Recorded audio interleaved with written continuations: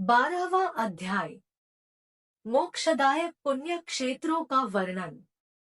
सूत जी बोले, हे विद्वान और बुद्धिमान महर्षियों, मैं मोक्ष देने वाले शिव क्षेत्रों का वर्णन कर रहा हूँ। पर्वत, वन और कानों सहित इस पृथ्वी का विस्तार 50 करोड़ योजन है। भगवान शिव की इच्छा से पृथ्वी ने सभी को धारण किया है। भगवान शिव ने भूतल पर विभिन्न स्थानों पर वहां के प्राणियों को मोक्ष देने के लिए शिव क्षेत्र का निर्माण किया है।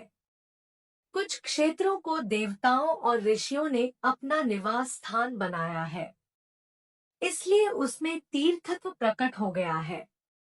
बहुत से तीर्थ ऐसे हैं जो स्वयं प्रकट हुए हैं। तीर्थ क्षेत्र में जाने पर मनुष्य को सदा स्नान, दान और जाप करना चाहिए, अन्यथा मनुष्य रोग, गरीबी तथा मुक्ता आदि दोषों का भागी हो जाता है। जो मनुष्य अपने देश में मृत्यु को प्राप्त होता है, वह इस पुण्य के फल से दोबारा मनुष्य योनि प्राप्त करता है, परंतु पापी मनुष्य दुर्गति को ही प्राप्त करता है।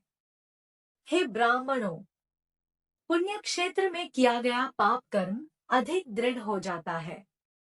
अतः पुण्य क्षेत्र में निवास करते समय पाप कर्म करने से बचना चाहिए। सिंधु और सतलुज नदी के तट पर बहुत से पुण्य क्षेत्र हैं। सरस्वती नदी परम पवित्र और 60 मुख वाली है, अर्थात उसकी 60 धाराएं हैं। इन धाराओं के तट पर निवास करने से परम पद की प्राप्ति होती है। हिमालय से निकली हुई पुण्य सलिला गंगा 100 मुख वाली नदी है। इसके तट पर काशी, प्रयाग आदि पुण्य क्षेत्र हैं। मकर राशि में सूर्य होने पर गंगा की तटभूमि अधिक प्रशस्त एवं पुण्यदायक हो जाती है। सोनभद्र नदी की 10 धाराएं हैं। बृहस्पति के मकर राशि में आने पर यह अत्यंत पवित्र तथा अभीष्ट फल देने वाली है। इस समय यहाँ स्नान और उपवास करने से विनायक पद की प्राप्ति होती है। पुण्य सलिला महानदी नर्मदा के 24 मुख है। इसमें स्नान करके तट पर निवास करने से मनुष्य को वैष्णव पद की प्राप्ति होती है। तमसा के 12 तथा रेवा के 10 मुख है। परम पुण्य में गोदावरी के 21 मुख है। यह ब्रह्महत्या तथा गोवध पाप का नाश करने वाली एवं रुद्रलोक देने वाली है।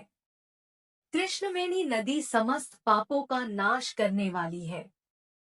इसके 18 मुख है तथा यह विष्णुलोक प्रदान करने वाली है।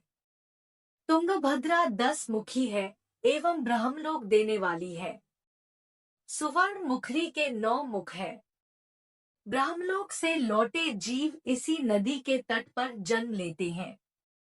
सरस्वती नदी, पंपा सरोवर, कन्याकुमारी अंतरीप तथा शुभकारक श्वेत नदी सभी पुण्य क्षेत्र हैं। इनके तट पर निवास करने से इंद्रलोक की प्राप्ति होती है। महानदी कावेरी परम पुण्यमयी है। इसके 27 मुख है।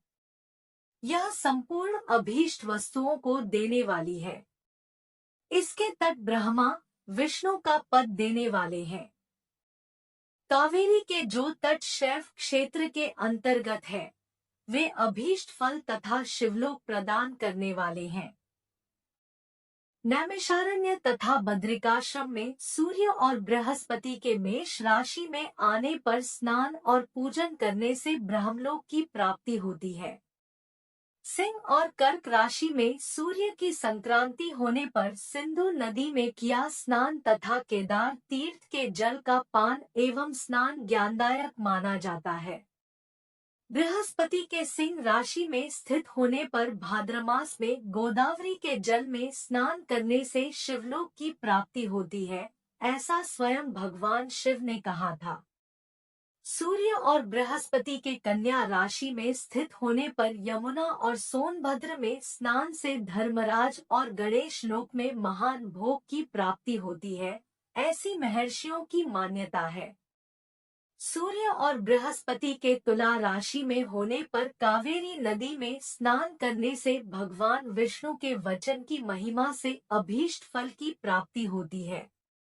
मार्गशीर्ष माह में सूर्य और बृहस्पति के वृश्चिक राशि में आने पर नर्मदा में स्नान करने से विष्णु पद की प्राप्ति होती है।